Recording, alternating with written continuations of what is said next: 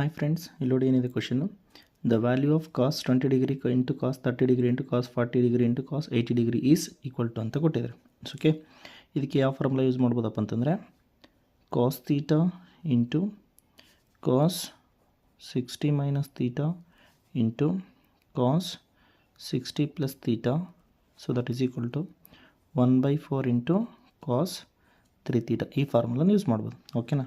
So ಕ್ವಶನ್ನ observe ಮಾಡೋದಾದರೆ theta value suppose 20 ಅಂತ ಕನ್ಸಿಡರ್ ಮಾಡೋದಾದರೆ, ಸೊ ಕಾಸ್ 20 ಇಂಟು ಕಾಸ್, ಇಲ್ಲಿ ನೋಡಿ ಕಾಸ್ 40 ಡಿಗ್ರಿ ಇದೆಯಲ್ಲ, ಕಾಸ್ 40 ಡಿಗ್ರಿ ಏನಂತ ಬರ್ಕೊಳ್ತೀನಿ, ಕಾಸ್ 60 ಮೈನಸ್ 20 ಡಿಗ್ರಿ ಅಂತ ಬರೀತೀನಿ ಇಂಟು ಕಾಸ್, ಇಲ್ಲಿ 80 ಡಿಗ್ರಿ ಇರೋದನ್ನು 60 ಪ್ಲಸ್ 20 ಡಿಗ್ರಿ ಅಂತ ಬರ್ಕೊಳ್ತೀನಿ. ಓಕೆ, ಸೊ ಇನ್ನೇನು ಉಳಿತು, ಈಗ 20 ಡಿಗ್ರಿ ಆಯಿತು, 40ನೂ ಆಯಿತು, 80ನೂ ಆಯಿತು, ಸೊ ಉಳಿದಿದ್ದು ಕಾಸ್ 30 ಡಿಗ್ರಿ. ರೈಟ್.